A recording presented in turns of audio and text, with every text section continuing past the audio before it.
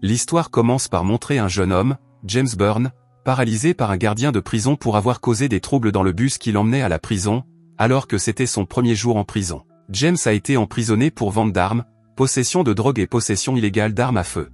Quelques années plus tôt, Tracy, la mère de James, avait essayé de le faire entrer dans un lycée. Mais James a été rapidement rejeté par l'école parce qu'il a vécu sa vie comme un adolescent qui a souvent eu des ennuis et commis des crimes qui l'ont amené à faire des allers-retours fréquents entre la prison et la maison d'arrêt. James et sa mère rentrent finalement à la maison, où il semble très déçu qu'aucune autre école n'accepte un jeune homme perturbé comme lui, même s'il s'est bien comporté au cours des derniers mois. Alors qu'il s'apprête à prendre du lait dans le réfrigérateur, il s'aperçoit qu'un détecteur de police est fixé à ses pieds, car il est toujours en état d'arrestation. James se rend alors à la supérette la plus proche pour acheter du lait. Il y rencontre Crystal et Drew, qui se révèlent être des voleurs de la supérette et l'impliquent accidentellement. Après que les trois ont réussi à s'échapper, il décide de se lier d'amitié avec eux. Dans le présent, alors que James est en prison, un nouveau détenu nommé Chris semble faible et maladroit. L'un des détenus cruels, Guillermo, et sa bande font de Chris une cible pour les brimades. Voyant cela, James s'approche immédiatement de Guillermo et lui demande de ne pas ennuyer Chris ou les autres détenus faibles. Guillermo est agacé que James se mêle de ses affaires et tente de le frapper.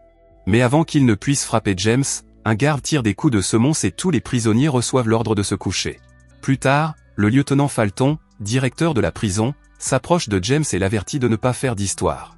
Alors qu'il ne reste que quelques mois en prison, James est toujours impliqué dans des bagarres avec d'autres prisonniers, alors qu'il ne faisait que défendre d'autres prisonniers qui étaient toujours maltraités. La scène revient dans le passé. Après avoir commis un petit vol chez l'un de leurs amis, Crystal parle à James de Rock, un homme qui les a engagés, Drew et elle, pour faire de petits boulots en tant que passeurs de drogue. Tracy trouve une bouteille d'alcool dans la chambre de James et reproche immédiatement à son fils d'avoir essayé de les élever, lui et sa jeune sœur Holly, comme de bons enfants, alors qu'elle est mère célibataire. Mais James, agacé, répond furieusement à sa mère. Apparemment, l'absence d'une figure paternelle dans sa vie lui a causé beaucoup de difficultés, notamment pour contrôler sa colère. Tracy rappelle à son fils qu'ils sont sur le point de faire appel, mais il défie son incarcération en se coupant le bracelet de cheville. Retour au présent. Guillermo et sa bande tentent de poignarder James dans la salle de bain.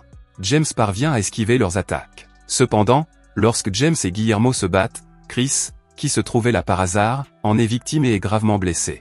La bagarre est finalement réglée, mais le lieutenant Falton accuse James d'être responsable de l'agitation et le met à l'isolement. La scène bascule ensuite dans le passé, où James se rend chez Rock et lui demande de gagner de l'argent en tant que Crystal et Drew. Rock lui propose d'être son chauffeur. Alors que Rock et Drew sont sur la route, James, resté dans la voiture, se doute que quelque chose ne va pas. Il prend finalement l'initiative de rejoindre les deux collègues pris au piège et les aide immédiatement. Après qu'ils aient finalement terminé leur travail et se soient échappés, Rock le récompense avec beaucoup d'argent et lui offre la possibilité de travailler pour lui à plein temps. Dans le présent, James se trouve dans la cour et voit un prisonnier solitaire nommé Conrad.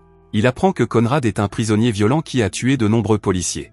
James essaie de se lier d'amitié avec Conrad, mais celui-ci l'ignore. La scène retourne à nouveau dans le passé. James et Crystal entrent dans une épicerie. Lorsque James essaie d'acheter des cigarettes et de l'alcool, la caissière, une fille nommée Sarah, lui dit de les prendre sans payer parce qu'elle ne veut pas avoir d'ennui avec lui.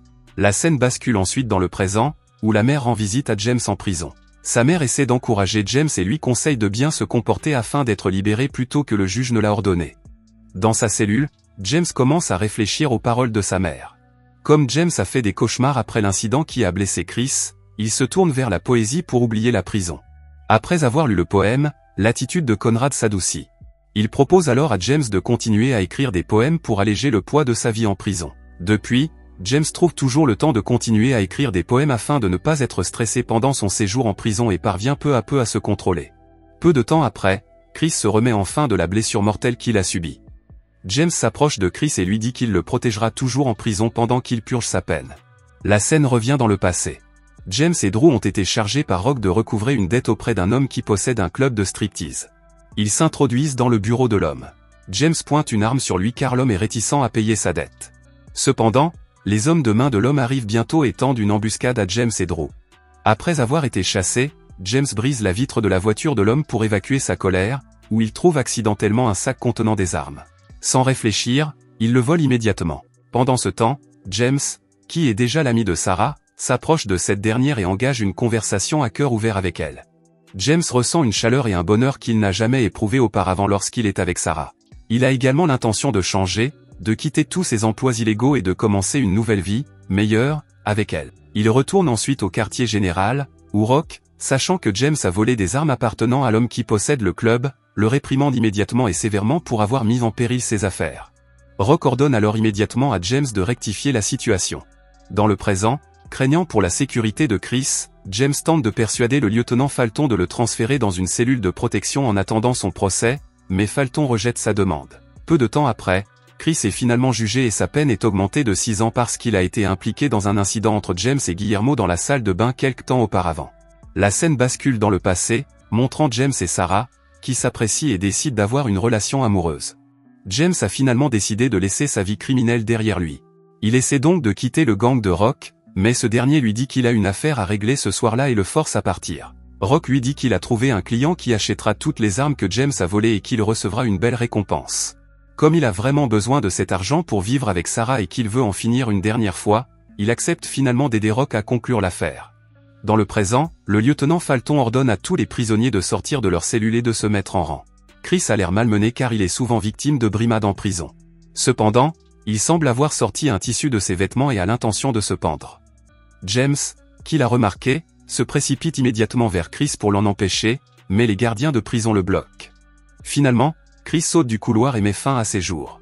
Sous le coup de la colère, James perd son sang-froid et frappe Guillermo. Dans le passé, James et Drew attendaient l'acheteur d'armes à un endroit convenu. Mais comme l'accord n'avait pas été conclu, James et les acheteurs ont été impliqués dans une fusillade jusqu'à l'arrivée de la police. James et Drew ont réussi à s'échapper, mais comme ils ont laissé la voiture de Rock dans cet état, la police a immédiatement enquêté sur le propriétaire de la voiture et a réussi à arrêter Rock et Crystal qui se trouvaient au quartier général. James se précipite alors chez Sarah et lui demande de faire ses valises et de quitter la ville ensemble. Mais Sarah refuse et demande à James d'assumer les conséquences de ses actes.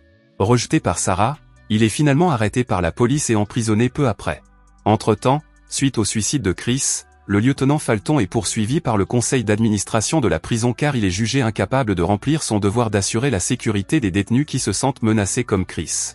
D'autre part, James, toujours dévasté par la mort de Chris, devient émotionnellement instable et commence délibérément à se battre avec les autres détenus dans la cour. Conrad l'arrête rapidement et conseille à James d'être prudent et de se contrôler en raison du procès à venir. Le temps passe et James est jugé. Devant tout le monde, un James résigné admet qu'il regrette la mort de Chris et toutes les décisions qu'il a prises dans le passé et qui lui ont valu des ennuis, en prison et à l'extérieur. James est résigné à voir sa peine alourdie pour tout ce qu'il a fait en prison et pour ne pas avoir pu protéger et sauver Chris. Cependant, il jure de devenir une meilleure personne et de vivre une vie honnête sans commettre d'autres crimes. En entendant la confession sincère de James, le juge décide de réduire sa peine afin qu'il puisse être libéré plus rapidement. Pendant un certain temps, James se comporte de manière exemplaire en prison. Il finit par purger l'intégralité de sa peine. Lorsqu'il fait ses adieux à Conrad, ce dernier dit à James qu'il le tuera de ses propres mains s'il le voit retourner en prison. James est accueilli à l'extérieur de la prison par sa mère et sa jeune sœur, qui sont très heureuses de sa libération anticipée. Peu de temps après, il trouve un emploi de gardien. Un soir, James rencontre une vieille connaissance qui lui propose de travailler au noir, mais il refuse. James repense alors à Sarah et a l'intention de la rencontrer. Lorsqu'il arrive à la supérette où travaille Sarah, il découvre qu'elle est fermée. Il se rend alors chez Sarah, mais son père lui dit qu'elle a déménagé. À la fin de l'histoire, James retrouve enfin Sarah.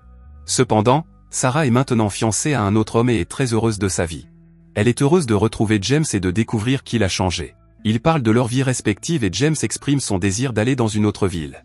Le film est basé sur l'histoire réelle de James Byrne, qui est aujourd'hui écrivain, producteur et militant pour la protection des enfants et des jeunes contre la violence. Merci d'avoir regardé. Si vous avez aimé la vidéo et que vous souhaitez aider la chaîne à grandir, laissez un like, un commentaire et abonnez-vous.